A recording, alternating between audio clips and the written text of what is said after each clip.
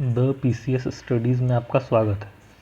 Friends, आइए आज हम लोग डिस्कस करते हैं इकोनॉमी का हमारा थर्ड लेक्चर, जिसमें हम लोग स्टार्ट करेंगे पहला topic economic reform. Friends, the PCS studies एक चैनल है यूट्यूब का, जिसमें हम लोग प्रोवाइड कर रहे हैं 70th बीपीएससी के लिए मेंस फ्री क्लासेस, जिसमें आप लोगों को 1 रुपया भी किसी कोचिंग में देने की ज़रूरत नहीं है। सारा 70th बीपीएससी मेंस के लिए नोट्स यूट्यूब पे लेक्चर्स के फॉर्म में डिलीवर किया जाएगा और इससे रिलेटेड नोट्स टेलीग्राम पे अपलोड किया जाएगा, जिसे आप पढ़कर आसानी से 70th बीपीएससी मेंस एग्ज़ाम को क्लियर कर सकते हैं। फ्रेंड्स, ये हमारा इससे पहले हम लोगों ने पॉलिटी देख लिया है। अभी हमारा इकोनॉमी और ज्योग्राफी चल रहा है, जिसमें हम लोग 1 से लेकर 15 फरवरी तक में इकोनॉमी और ज्योग्राफी कंप्लीट करेंगे, जिसके बाद हमारा 15 से 20 के बीच में साइंस एंड टेक्नोलॉजी हम लोग बीपीएससी के लिए कंप्लीट करेंगे। इकोनॉमी का ये थर्ड लेक्चर है। आइए हम लोग स्टार्ट करते हैं इकोनॉमिक रिफॉर्म। इकोनॉमिक रिफॉर्म का नीड और रैशनल क्या है कि ये वाटरशेड क्रिएट करता है एलपीजी रिफॉर्म्स का, यानी कि 1991 से पहले का इकॉनमी और 1991 के बाद का इकॉनमी में मेजर डिफरेंसेस आ गए थे। रिफॉर्म्स जो है उसका ऑब्जेक्टिव क्या था? तो इनिशियल ऑब्जेक्टिव था कि basic balance of payment crisis को कम करना, इमीडिएट रिफॉर्म का इम्पैक्ट यही था। दूसरा था कि increase economic growth and development, long term इसका ऑब्जेक्टिव था। तो आइए अब हम लोग देखते हैं कि रिफॉर्म्स कितने प्रकार के होते हैं। तो रिफॉर्म्स टोटल 2 प्रकार के होते हैं। एक होता है शॉर्ट रिफॉर्म, शॉर्ट टर्म, या फिर दूसरा होता है लॉन्ग टर्म, जैसे हम कहते हैं फर्स्ट जनरेशनल रिफॉर्म, और एक होता है second generational reform. First generational reform जो होता है उसमें लेजिस्लेटिव एक्शन या रूल्स रेगुलेशंस बनाने की ज़रूरत नहीं होती है। इसमें लेजिस्लेचर का कोई रोल नहीं होता, सिर्फ एग्जीक्यूटिव डायरेक्टिव्स या फिर गवर्नमेंट के अनाउंसमेंट से ये काम होते हैं। एडमिनिस्ट्रेटिव डिसीजंस लिए जाते हैं, जैसे टैक्स घटा देना, एक्सचेंज रेट में रिफॉर्म करना, मॉनेटरी पॉलिसी रिफॉर्म जो आरबीआई करती है, ये सब जो होते हैं ये फर्स्ट जनरेशनल रिफॉर्म होते हैं। सेकंड जनरेशनल रिफॉर्म होता है जिसमें पॉलिसीज़ को चेंज किया जाता है, एक्ट और लॉ, बिल, ये सब लाया जाता है। जैसे लेबर लॉ रिफॉर्म जो होता है, लैंड रिफॉर्म होता है, टैक्सेशन में रिफॉर्म होता है, जीएसटी लाया गया, वैट लाया गया, वैल्यू एडिशन टैक्स। उसी तरह से अभी बात चल रही है डायरेक्ट टैक्स कोड, यानी कि इनकम टैक्स जो डायरेक्ट टैक्स होता है उसे स्टैंडर्डाइज करने के लिए डायरेक्ट टैक्स कोड का। तो ये सब जो हुए ये सेकंड जनरेशनल रिफॉर्म हुए। नीड ऑफ रिफॉर्म्स कि एलपीजी रिफॉर्म्स आया ही क्यों? फ्रेंड्स, इसे हम लोग 2 तरीके से लिख सकते हैं। एक हो गया डायरेक्टली नीड ऑफ रिफॉर्म्स में क्या क्या लिख सकते हैं कि 1 2 3 पॉइंट करके, और दूसरा है हम इसे कैटेगराइज करके लिख सकते हैं, सोशियो इकोनॉमिक, पॉलिटिकल इकोनॉमिक, इस तरह से। तो पहला तो था weakness of physical policy before 1991, यानी 1991 के टाइम पे ये कंडीशन था कि अनएम्प्लॉयमेंट बहुत ज़्यादा थी, ग्रोथ रेट बहुत कम था, स्टैग्नेशन हो गया था, सेविंग्स नहीं थी, पीएसयू कोलैप्स कर रहे थे, इंडस्ट्रियल सिकनेस की पॉलिसी थी, लो इंफ्रास्ट्रक्चर था। उसी तरह फिजिकल डेफिसिट बढ़ गया था। बिटवीन 1971 और 91 के बीच में 7.5% ऑफ जीडीपी हो गया था फिजिकल डेफिसिट। इंटरेस्ट पेमेंट बहुत ज़्यादा हो गया था, बैलेंस ऑफ पेमेंट क्राइसिस आ गया था, डेफिसिट ऑफ 10,000 करोड़ हो गया था, 2 वीक का इंपोर्ट कवरेज सिर्फ इंडिया के पास बचा था।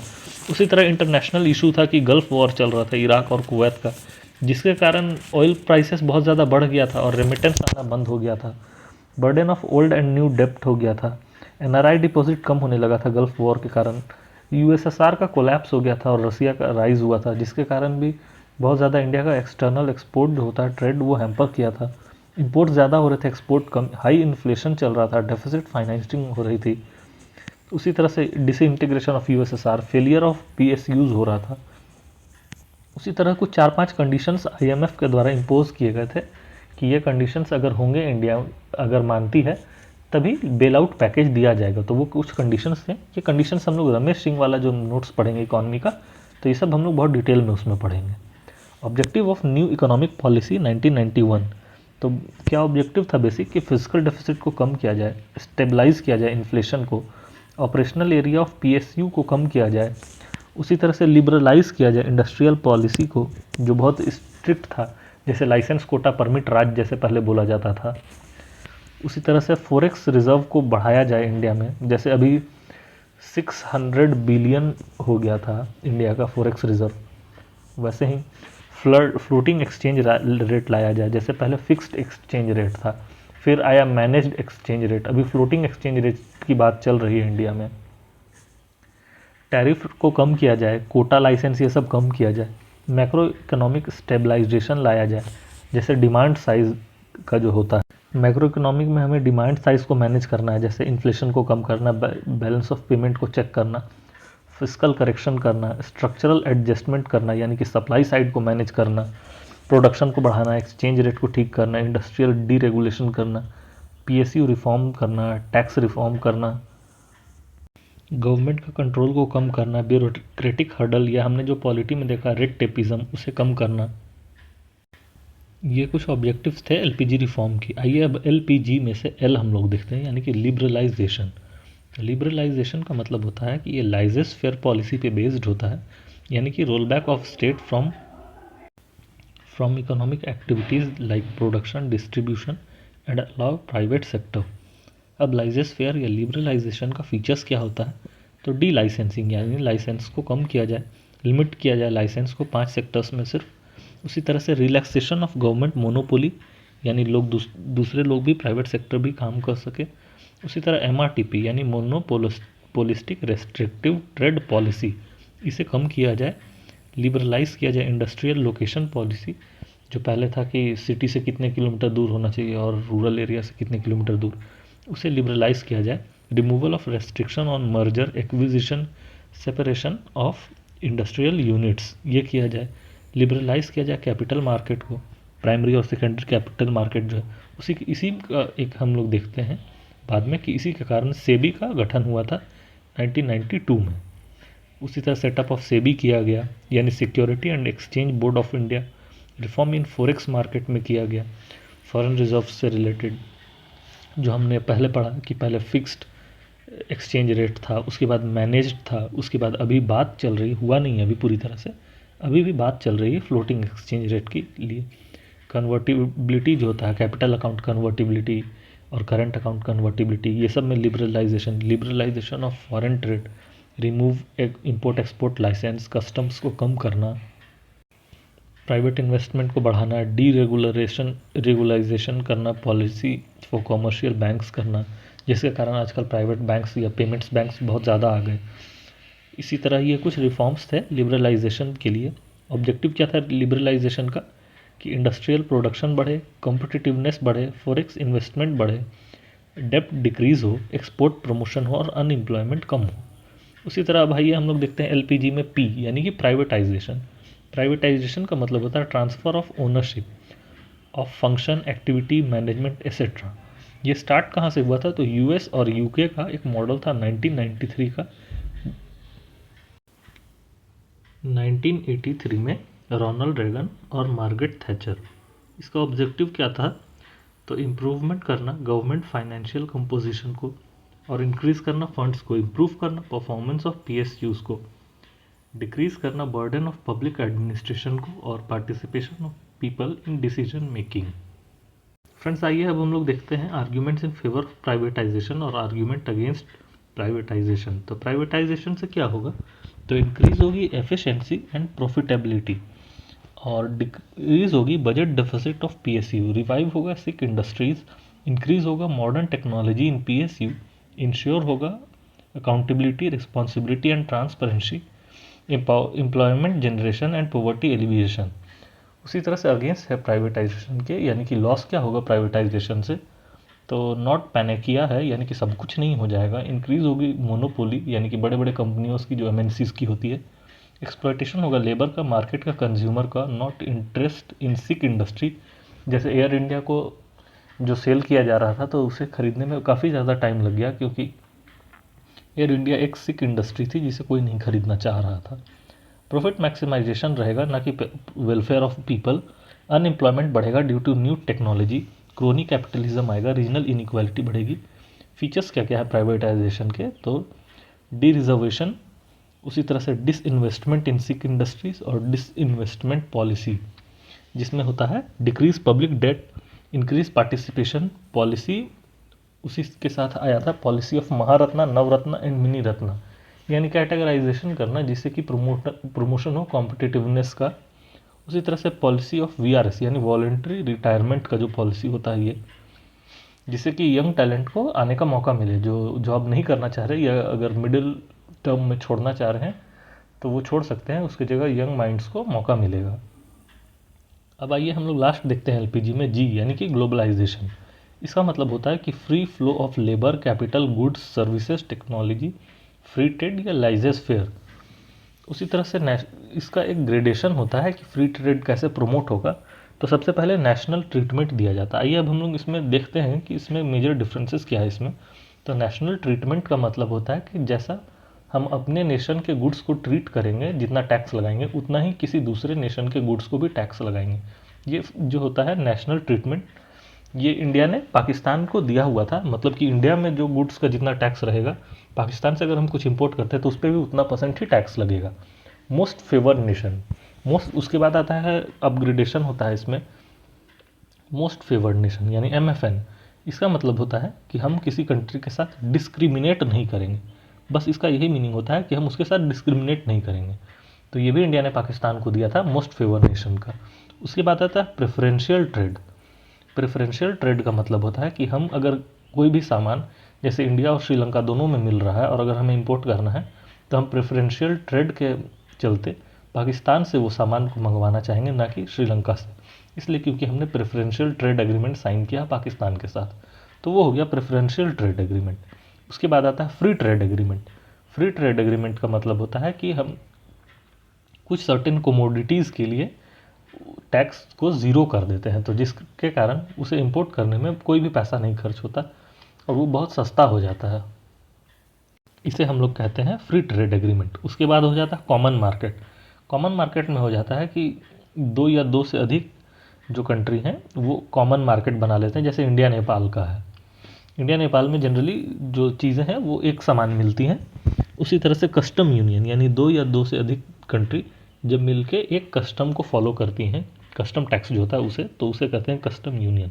उसके बाद होता है इकोनॉमिक यूनियन। इकोनॉमिक यूनियन में आता है EU यानी कि यूरोपियन यूनियन, उसमें एक इकोनॉमिक यूनियन है सारे कंट्रीज़ का। उसके बाद लास्ट में होता है पॉलिटिकल इंटीग्रेशन, जो हम लोग देखते हैं कि USA जो है वो कॉन्फेडरेशन, जो हमने पॉलिटी में बात की थी कि पहले कॉन्फेडरेशन था बहुत सारे स्टेट्स का, तो फिर सारे स्टेट्स ने मिलकर एक नेशन बनाया जिसका नाम USA है।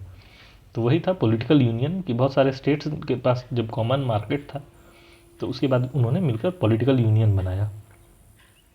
फीचर्स क्या क्या होता है ग्लोबलाइजेशन का? तो एक्सचेंज रेट रिफॉर्म होता है, जो कि ड्यूअल एक्सचेंज रेट 1991-2 में चल रहा था। उसके बाद फ्लोटिंग एक्सचेंज रेट आया। Current account convertibility already India में है और कैपिटल अकाउंट कन्वर्टिबिलिटी गोल्ड के टर्म में है। उसी तरह से इंपोर्ट लिबरलाइजेशन आया क्योंकि इंडिया WTO के मेंबर बन गया 1995 में। रिमूव किया गया इंपोर्ट लाइसेंसिंग सिस्टम को, removal of quota, embargo, import export duty, free flow होने लग गया गुड्स का, सर्विसेज का, कैपिटल का। FDI रिफॉर्म आया 51%, 26%। इस तरह से हम लोग आगे FDI को और डिटेल में देखेंगे जब हम लोग रमेश सिंह की बुक को समरी फॉर्म में देखेंगे।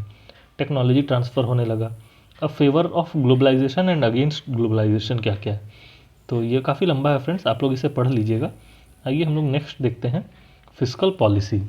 तो फिस्कल पॉलिसी का मतलब होता है part of economic policy that government uses as revenue public expenditure to produce desirable effect.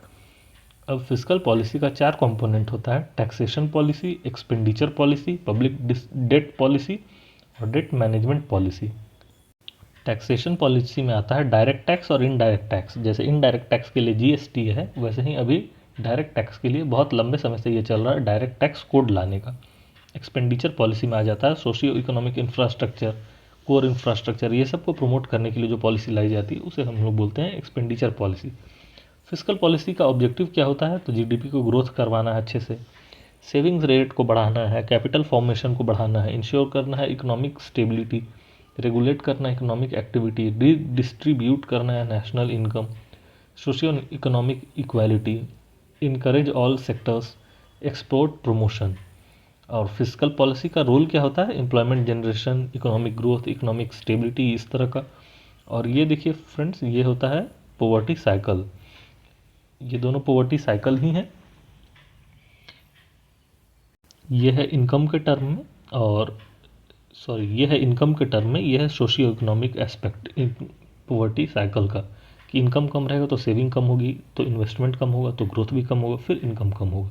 ये होगी इकोनॉमिक टर्म्स में। सोशियो इकोनॉमिक टर्म्स में हम लोग देखते हैं कि अगर इनकम कम होगा तो सोशल इंफ्रास्ट्रक्चर कमज़ोर रहेगा, जैसे कि हेल्थ, एजुकेशन, ये सब। उसके कारण ह्यूमन कैपिटल कम होगा, यानी कि क्वालिटी, स्किल्स, टेक्नोलॉजी, ये सब कम रहेगा। अगर वो सब कम रहेगा तो प्रोडक्टिविटी कम आएगी, और कम प्रोडक्टिविटी होने के कारण इनकम भी कम होगा। तो ये था इकोनॉमिक पॉवर्टी साइकिल। अब हम लोग देखते हैं एफडीआई।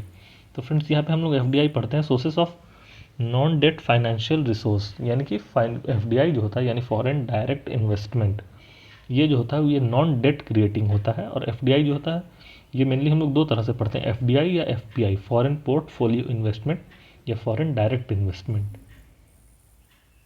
इसके दो रूट्स होते हैं, ऑटोमेटिक और government approval route. Automatic route का मतलब होता है कि कोई भी अगर फॉरेन कैपिटल जिसके पास है, इंडस्ट्रियलिस्ट, वो इंडिया में पैसा लेके आ जाए और इन्वेस्ट कर दे, और इन्वेस्ट करने के बाद आरबीआई से अप्रूवल, आरबीआई को इन्फॉर्म, गवर्नमेंट को इन्फॉर्म कर दे कि वो पैसा लेके आया है और इन्वेस्ट कर दिया है, वो होता है ऑटोमेटिक रूट, यानी कि इन्वेस्टमेंट से पहले बताने की ज़रूरत नहीं होती।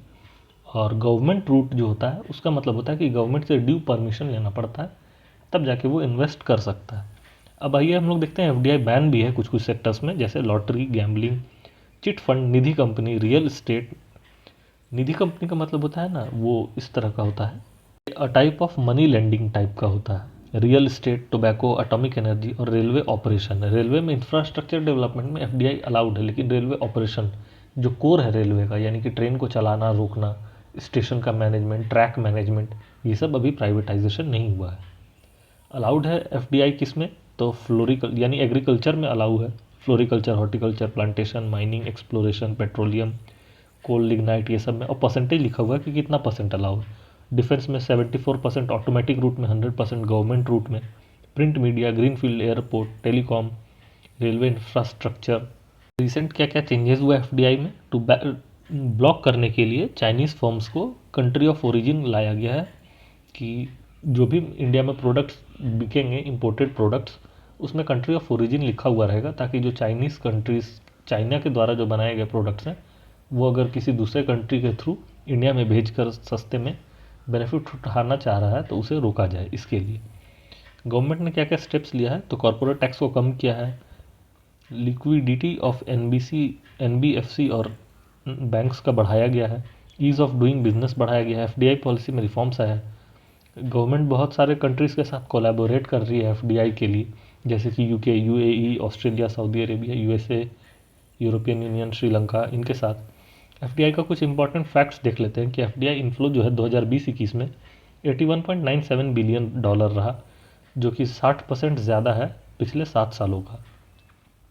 कंप्यूटर सॉफ्टवेयर हार्डवेयर सेक्टर में सबसे ज़्यादा एफडीआई आता है। टोटल टॉप 5 एफडीआई जो इंडिया में आता है वो मैक्सिमम आता है सिंगापुर, मॉरिशस और यूएसए से। इन तीन को मिलाकर आप देखेंगे कि ये 60% होता है। एडवांटेज क्या है एफडीआई का, तो इन्वेस्टमेंट होगा, टेक्निकल रिसोर्सेज आएगा, फाइनेंशियल रिसोर्सेज आएगा, कैपिटल आएगा, न्यू टेक्नोलॉजी आएगी, रिसर्च एंड डेवलपमेंट होगा, ग्रोथ होगा, अनएम्प्लॉयमेंट घटेगा, डेवलपमेंट होगा, कम्पिटिटिव मार्केट बनेगा, एक्सचेंज रेट रिफॉर्म आएगा, ये सब कुछ बेनिफिट्स हैं। और डिसएडवांटेज क्या है, तो हिंड्रेंस होगा डोमेस्टिक इन्वेस्टमेंट का, गवर्नमेंट इंटरवेंशन कम हो जाएगा, उसी तरह से नेगेटिव एक्सचेंज रेट हो जाएगा, हाई कॉस्ट होगा, इकोनॉमिक नॉन वायबिलिटी होगी, न्यू इम्पेरियलिज्म होगा, कल्चरल इरोजन होगा, जैसे ब्लू जीन्स कल्चर जो है यूएसए का, उसी तरह से परफॉर्मेंस पुअर हो जाएगा, ट्रेड राइट्स पे हैम्पर पड़ेगा। आइए फ्रेंड्स, अब हम लोग देखते हैं इंडस्ट्रियल डेवलपमेंट इन इंडिया। ये सब हम लोग शॉर्ट नोट्स देखेंगे क्योंकि इससे बहुत ज़्यादा क्वेश्चन आता नहीं है। तो फर्स्ट फेज़ जो था वो था 1951 से 65 तक, जिसमें 3 5 ईयर प्लान आए थे, 1, 2 और 3। फर्स्ट 5 ईयर प्लान में कंज्यूमर गुड्स पे फोकस किया गया था और एग्रीकल्चर को, जिसे हम हैरोल्ड डॉमर मॉडल भी कहते हैं। इसका example Hindustan shipyard, HMT, Sindri fertiliser plant, integrated coach factory. Second 5 year plan जो था वो महालानोबिस प्लान था, जिसमें हेवी इंडस्ट्रीज़ पे फोकस किया गया था। इसका एग्जांपल है भिलाई, राउरकेला, दुर्गापुर का plants, rail engine factory at Chittaranjan, west. Third 5 year plan जो था वो सेकंड 5 ईयर प्लान को ही सपोर्ट करने के लिए लाया गया था। इसमें भी expansion of heavy industries objective था इसका। उसी तरह से इसमें इस्टेब्लिश किया गया Bokaro steel plant. Second 5 year plan हम लोग सेकंड फेज जो देखते हैं वो था 1965 से 80 तक। जो फोर्थ और फिफ्थ प्लान था, इस पीरियड में हम लोग देखते हैं कि इसमें ग्रोथ जो है वो बहुत कम हुआ था, क्योंकि लगातार वॉर हो रहे थे 62 65, उसके बाद 71 का वॉर इमरजेंसी लगा था 75 में, इस कारण से इसमें ग्रोथ बहुत कम हुआ था। उसके बाद हम लोग थर्ड फेज देखते हैं इंडस्ट्रियल डेवलपमेंट का, वो था 80 से 91 का, जिसमें था पीरियड ऑफ रिकवरी हो रही थी, और इसी रिकवरी को पूरा करने के लिए फिजिकल डेफिसिट बहुत ज़्यादा बढ़ गया था, इन्फ्लेशन बढ़ गया था, और इसी इन्फ्लेशन को कंट्रोल करने के लिए फिर एलपीजी रिफॉर्म आया था इंडिया में। फोर्थ जो स्टेज होता है इंडस्ट्रियल रिफॉर्म का, वो था 1991 से 2001 तक, जिसे हम लोग कहते हैं फर्स्ट जनरेशनल रिफॉर्म। इसमें जो एग्जीक्यूटिव एक्शंस लिए गए थे, जैसे टैक्स रिफॉर्म हुआ था, रिलैक्सेशन करना, उसी तरह से एनपीए को चेक करना, लेकिन एनपीए बढ़ चुका था, परचेजिंग पावर को बढ़ाना, इस तरह का था। फिफ्थ स्टेज जो था वो 2001 से 2017 तक था, जिसमें 3 प्लान आए थे, 5 ईयर प्लान 10, 11 और 12। इसमें था 10th 5 ईयर प्लान में सेकंड रिवाइवल फेज था, जिसमें ग्रोथ रेट 8.2 हो गया था, increase infrastructure facility in rural area, income और एम्प्लॉयमेंट जनरेशन हो रहा था, डिमांड इंक्रीज हो रही थी कैपिटल गुड्स का। ग्रोथ रेट जो है वो 9.2 हो गया था 2007-8 में, जो कि एक अच्छा ग्रोथ रेट माना जाता है। लेकिन फिर उसके बाद हुआ ग्लोबल मेल्ट डाउन जो हुआ था, जिसे सब प्राइम क्राइसिस कहते हैं, जिसके कारण फिर ग्रोथ जो है वो स्लो हो गया था। आइए फ्रेंड्स, अब हम लोग देखते हैं डिसइन्वेस्टमेंट इन इंडिया। डिसइन्वेस्टमेंट का मतलब होता है reduction in stake holding rights of PSU in disinvestment, economic process in which government sells stock holding. इसका ऑब्जेक्टिव होता है डिसइन्वेस्टमेंट का कि फाइनेंशियल रिसोर्सेज को बढ़ाना, मैनेजरियल कैपेसिटी को इम्प्रूव करना, पार्टिसिपेशन ऑफ प्राइवेट सेक्टर बढ़ाना, manage resource for fulfilment of physical deficit. 2 तरह का होता है ये बेसिकली डिसइन्वेस्टमेंट, पहला होता है टोकन और दूसरा होता है स्ट्रैटेजिक। टोकन डिसइन्वेस्टमेंट का मतलब होता है कि 49% of the ownership maximum sale किया जा सकता है, और जहाँ 51% तक या उससे ज़्यादा का सेल किया गया तो उसे हम लोग बोलते हैं स्ट्रैटेजिक डिसइन्वेस्टमेंट। फ्रेंड्स, ये ICDS जो है ये हमें नहीं पढ़ना है, इंटीग्रेटेड चाइल्ड डेवलपमेंट स्कीम्स, ये हमें नहीं पढ़ना है। हम लोग नेक्स्ट देखते हैं आज का टॉपिक जो है पॉवर्टी। फ्रेंड्स, हमने आज एलपीजी रिफॉर्म्स को बहुत ज़्यादा डिटेल में देखा, मतलब मैक्सिमम डिटेल में देखा, कि कोई भी अगर बीपीएससी में क्वेश्चन है तो इसे छूटे ना। उसी तरह से हमने एफडीआई देखा, डिसइन्वेस्टमेंट देखा, इंडस्ट्रियल पॉलिसीज़ देखी। अब आइए हम लोग देखते हैं पॉवर्टी, और हम लोग फिर देखेंगे अनएम्प्लॉयमेंट। पॉवर्टी और अनएम्प्लॉयमेंट भी हम लोग बहुत ज़्यादा डिटेल में देखेंगे, मतलब मैक्सिमम डिटेल में जाके। तो आइए अब हम लोग देखते हैं पॉवर्टी क्या होता है। तो socio economic condition in which individual fails to even sufficient income for survival and dignified life. Dignified life का मतलब क्या होता है, ये हो गया पॉवर्टी का definition, socio economic condition in which individual fails to even sufficient income for survival and dignified life. तो डिग्निफाइड लाइफ का क्या मीनिंग होता है, तो डिग्निफाइड लाइफ का मतलब होता है कि मिनिमम स्टैंडर्ड ऑफ लिविंग हो। तो मिनिमम स्टैंडर्ड ऑफ लिविंग क्या होता है, सेटिस्फैक्ट्री लेवल ऑफ न्यूट्रिशन हो, minimum level of health education drinking water हो, और तीसरा minimum level of clothing and housing हो। डिग्निफाइड लाइफ नहीं होगा तो क्या होगा, deprivation, poor quality of life, malnutrition, illiteracy, low human resource and lack of opportunity. UNDP ने, यानी कि यूनाइटेड नेशन डेवलपमेंट प्रोग्राम, इसने क्लासिफाई किया है पॉवर्टी को 2 कैटेगरीज में, ह्यूमन पॉवर्टी और इनकम पॉवर्टी।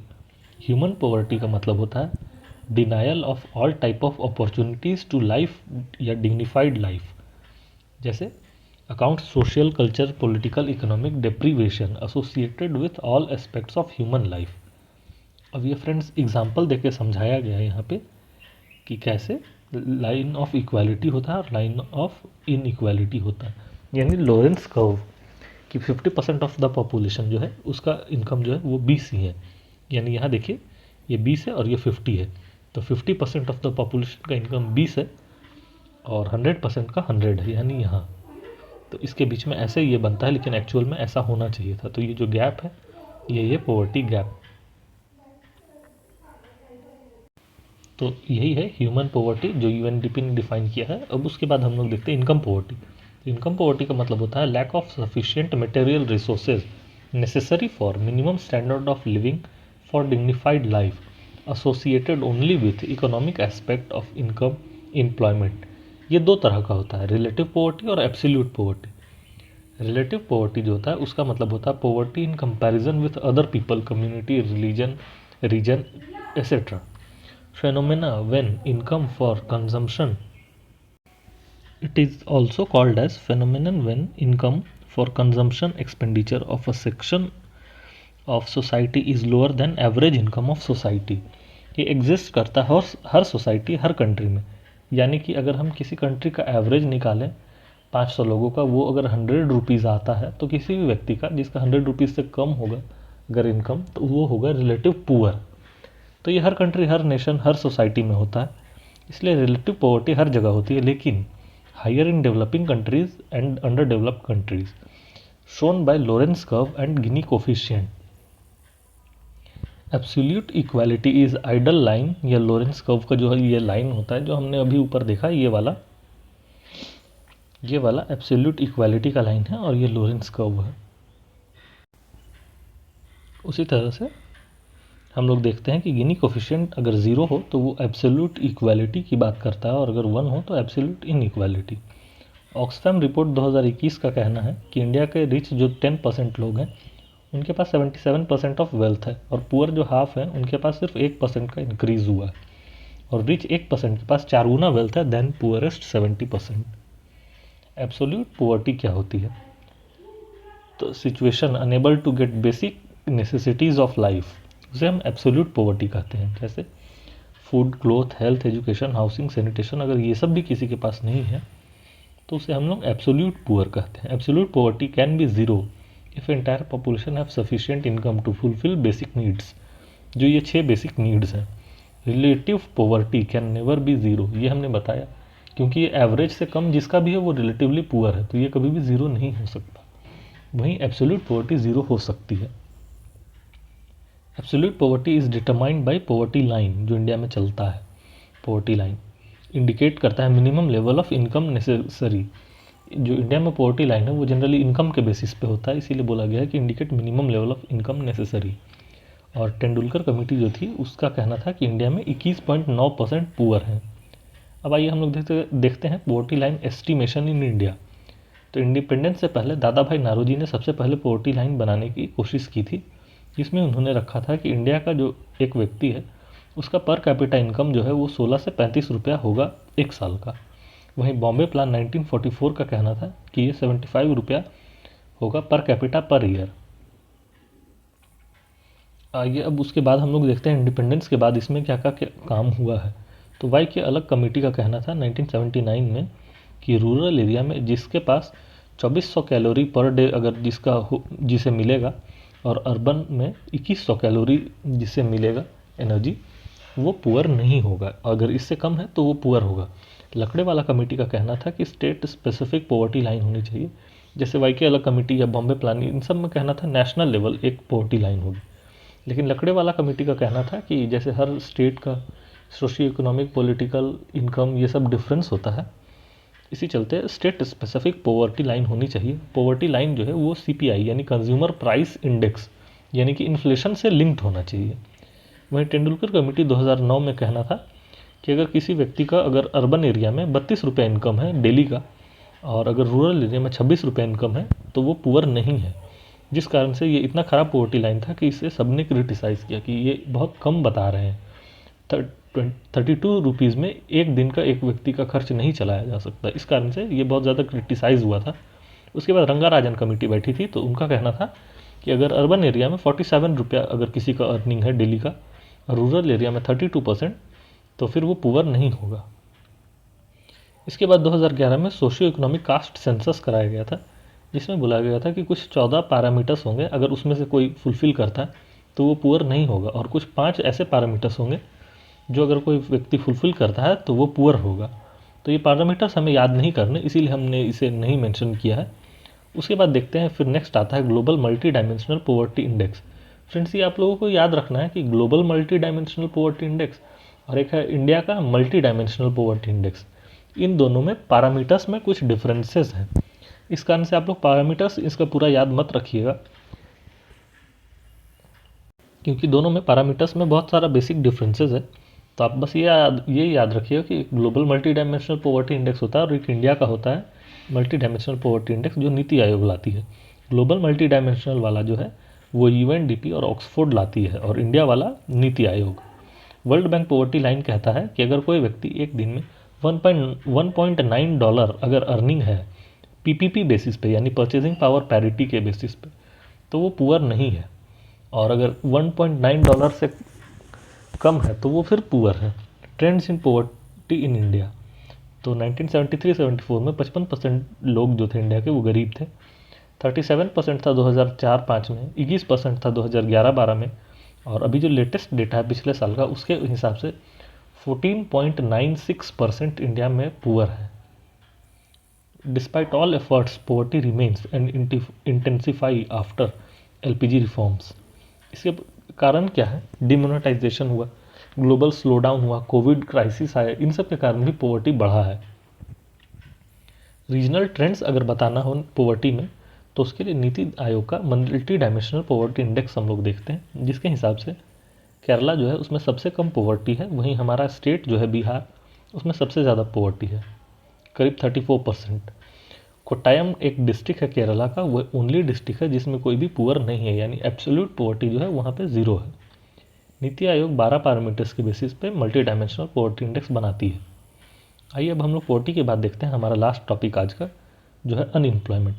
इसमें हम सबसे इम्पोर्टेंट हम लोगों को याद रखना है CMIE रिपोर्ट, यानी सेंटर फॉर मॉनिटरिंग एम्प्लॉयमेंट। सारा अनएम्प्लॉयमेंट का डेटा हम लोग ज़्यादातर इसी से देखेंगे। तो इसका कहना है कि 7.9% अनएम्प्लॉयमेंट था 2021 में। Occurs when searching but not gate, यानी कि वैसे व्यक्ति को हम अनएम्प्लॉयड बोलते हैं जो जॉब सीख कर रहा है पर उसके पास जॉब नहीं है।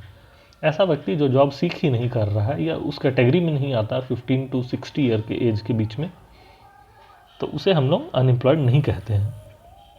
अनएम्प्लॉयमेंट का मतलब होता है कि number of unemployed person divided by number of person in labour force, यानी जो लेबर फोर्स में है उनमें से कौन कौन जो है अनएम्प्लॉयड है, उसे हम लोग अनएम्प्लॉयमेंट रेट कहते हैं। ये डिफाइन कौन करता है? तो एनएसएसओ डिफाइन करती है एम्प्लॉयमेंट या अनएम्प्लॉयमेंट को। कैसे? तो वर्किंग या इंगेज है अगर इकोनॉमिक एक्टिविटी में, तो उसे हम लोग एम्प्लॉयड कहते हैं। और अगर सीक या अवेलेबल है वर्कफोर्स के लिए, तो उसे हम लोग कहते हैं अनएम्प्लॉयड। और ये दोनों को मिलाकर बनता है लेबर फोर्स। और या तो जो लेबर फोर्स में है ही नहीं, उसे हम लोग कहते हैं कि वो लेबर फोर्स में अगर नहीं है तो उसे हम लोग अनएम्प्लॉयड में काउंट नहीं करते हैं। तो अनएम्प्लॉयमेंट रेट जो बनता है वो बनता है अनएम्प्लॉयड वर्कर, यानी जिसके पास जॉब नहीं है, divided by labour force. Labour force में कौन आता है? तो या तो वो जॉब कर रहा है वो, या फिर वो जॉब जो ढूंढ रहा है वो, तो वो होता है लेबर फोर्स में इंटू 100। ये होता है अनएम्प्लॉयमेंट रेट। अब अनएम्प्लॉयमेंट बहुत सारे टाइप का होता है। इसे हम लोग ब्रॉडली दो कैटेगरी में डिवाइड करते हैं, रूरल और अर्बन। रूरल में होता है डिस्गाइज्ड अनएम्प्लॉयमेंट। फ्रेंड्स, ये डिफिनेशंस आपसे एग्जाम में नहीं पूछा जाएगा, इसलिए हम लोग डेफिनेशंस नहीं कर रहे, सिर्फ हम लोग टाइप कर रहे हैं। जैसे रूरल और अर्बन होता है। रूरल में होता है disguised unemployment, seasonal unemployment, under unemployment, vulnerable, chronic और ओपन। उसी तरह से अर्बन में होता है साइक्लिक, जैसे बिजनेस साइकिल के हिसाब से चलता है। एजुकेटेड अनएम्प्लॉयमेंट, ये सब का डिफिनेशन आप लोग बहुत अच्छे से जानते होंगे। एजुकेटेड अनएम्प्लॉयमेंट जैसे most of the BPSC aspirants हैं। उसी तरह से technological unemployment, structural unemployment, frictional unemployment, vulnerable, chronic और ओपन। उसी तरह से इंडिकेटर्स इसके होते हैं अनएम्प्लॉयड के, कि वर्किंग एज पॉपुलेशन होना चाहिए 15 से 59, लेबर फोर्स पार्टिसिपेशन रेशियो होना चाहिए, कोविड से पहले और कोविड के बाद क्या था अनएम्प्लॉयमेंट का रेट, ये हमें देखना चाहिए। कॉजेज़ ऑफ अनएम्प्लॉयमेंट क्या है? तो फ्रेंड्स, ये सब एनसीईआरटी में बहुत अच्छे से दिया हुआ है। क्लास 11th का जो इंडियन इकोनॉमी वाला बुक है एनसीईआरटी का, उसमें बहुत अच्छे से ये सब दिया हुआ है। कॉजेज़ ऑफ अनएम्प्लॉयमेंट, तो सोशल फैक्टर होता है, जैसे प्रोहिबिट फॉर स्पेसिफिक कास्ट, यानी हम लोग देखते हैं इंडिया में कि एक पर्टिकुलर कास्ट ही एक पर्टिकुलर टाइप ऑफ बिजनेस करता है, दूसरे कास्ट वाले अलाउड नहीं होते या फिर उतना नो हाउ नहीं रहता है तो नहीं करते हैं, ये भी एक फैक्टर है। रैपिड पॉपुलेशन ग्रोथ है, डोमिनेंस ऑफ एग्रीकल्चर है, fall of cottage and small industry है, इमोबिलिटी ऑफ लेबर है, डिफेक्ट्स इन एजुकेशन सिस्टम, ये तो हम जानते ही हैं। इसके लिए गवर्नमेंट ने बहुत सारे स्कीम्स लाया है। फ्रेंड्स, आप लोगों को ये स्कीम्स याद नहीं करना है, वो स्कीम याद करना है जो इस साल लॉन्च हुआ है, क्योंकि ये पुराने स्कीम्स हैं तो ये एग्ज़ाम में नहीं पूछे जाएंगे। रिक्वायरमेंट क्या है, तो प्रमोट करना चाहिए लेबर इंटेंसिव इंडस्ट्रीज़ को, डिसेंट्रलाइजेशन ऑफ इंडस्ट्रीज़ करनी चाहिए, ड्राफ्टिंग करनी चाहिए नेशनल एम्प्लॉयमेंट पॉलिसी की, और गुजरात या केरला मॉडल को अपनाना चाहिए। डेटा क्या है अनएम्प्लॉयमेंट का, तो हम लोगों को कहाँ से डेटा इसके लिए लिखना है एग्जाम में, तो CMI report, centre for monitoring Indian economy वाला, NSO का रिपोर्ट, सेंसस का रिपोर्ट, और लेबर फोर्स पार्टिसिपेशन रेशियो इसका रिपोर्ट। आइए अब हम लोग लास्ट थोड़ा देख लेते हैं एग्रीकल्चर इन इंडिया। तो 54% ऑफ द टोटल वर्कफोर्स जो है वो एग्रीकल्चर में एम्प्लॉयड है, जिसका GVA जो है वो 18% ही सिर्फ है। जोग्राफिकल एरिया ऑफ इंडिया जो है वो 328 मिलियन हेक्टेयर है, जिसमें से 200 मिलियन हेक्टेयर में ग्रॉस क्रॉप एरिया है इंडिया का। क्रॉपिंग इंटेंसिटी जो है 143 है लगभग इंडिया की, और नेट सोन एरिया 42% है टोटल जोग्राफिकल एरिया का। फ्रेंड्स ये डेटा है कुछ जो मैंने बेसिक्स लिखे थे मेंस एग्जाम में यूज़ करने के लिए। तो अगर आपका भी एग्जाम में एग्रीकल्चर से रिलेटेड कोई क्वेश्चन आता है तो आप ये डेटा को बहुत अच्छे से यूज़ कर सकते हैं। उसी तरह से लास्ट 5 ईयर में जो GVA है एग्रीकल्चर का वो घटते जा रहा है। 18% था, अभी लगभग वो 16% आ गया है। इल्ड यहाँ पे दिया हुआ है कि राइस, व्हीट और फूड ग्रेन का इल्ड कितना है, प्रोडक्शन कितना है, और एरिया कितने एरिया में वो क्रॉप होता है। तो ये सब कुछ बेसिक डेटा है, वो आप याद रखिएगा। ये ऑफिस ऑफ प्रॉफिट वाला है तो ये हमें नहीं पढ़ना है अभी, ये पॉलिटी का है, ये करंट अफेयर का पार्ट था तो ये हमें नहीं पढ़ना है। लैंड यूज़ इन बिहार, तो 2/3 जो है यानी 66% करीब जो पॉपुलेशन है वो एग्रीकल्चर में इन्वॉल्व है। टोटल लैंड जो है वो 94.6 लाख हेक्टेयर है, जो कि 2.86% ऑफ इंडिया है, जिसमें से एग्रीकल्चर में करीब 56 लाख हेक्टेयर इस्तेमाल होता है। 6.6 या करीब 7% जो है वो फॉरेस्ट है, बैरन जो है 0.5% है, करंट फैलो 12.8 है, नॉन एग्रीकल्चर में 23% है, और unused 2.8% of land of Bihar. Friends इस तरह के आप डायग्राम, ये मैंने इसे इंक्लूड करने का नोट्स में, यही मेरा स्पेशल इंटेंशन था कि आप इस तरह के डायग्राम्स बनाना सीखिए, क्योंकि ये एग्ज़ाम्स में आपको बहुत ज़्यादा मार्क्स देंगे। ये इस तरह का, ये ऐसा जो डायग्राम है, इस तरह का आप डाटा से रिलेटेड डायग्राम अगर बनाते हैं एग्जाम में तो अच्छा मार्क्स आपको मिलता है। टाइप ऑफ ड्रॉट, ये जब ड्रॉट हम लोग पढ़ेंगे तो ये हम लोग डिज़ास्टर मैनेजमेंट बहुत अच्छे से पढ़ेंगे। अभी जो हमारा नेक्स्ट प्रिंटेड नोट्स जो आएगा उसमें हम लोग ड्रॉट को बिहार में बहुत अच्छे से पढ़ेंगे, तो उसमें हम लोग ये सब देखेंगे ड्रॉट्स का। तो फ्रेंड्स आज का हमारा टॉपिक ये ख़त्म होता है। कल से हमारा इकोनॉमी का 4th जो लेक्चर स्टार्ट होगा, उसमें हम लोग प्रिंटेड नोट्स डिस्कस करेंगे। द PCS स्टडीज़ में जुड़ने के लिए थैंक यू। अगर आपको कंटेंट अच्छा लग रहा होगा तो आप लाइक, शेयर और सब्सक्राइब कर सकते हैं। Thanks for watching the PCS studies. Next class में हम लोग मिलते हैं इकोनॉमी के प्रिंटेड नोट्स को लेकर। उसके बाद हमारा 15 के बाद से साइंस एंड टेक्नोलॉजी चालू होगा, और इकोनॉमी खत्म होने के बाद 15 से पहले ही हम लोग ज्योग्राफी भी कंप्लीट करेंगे। Thanks for watching the PCS studies. Thank you.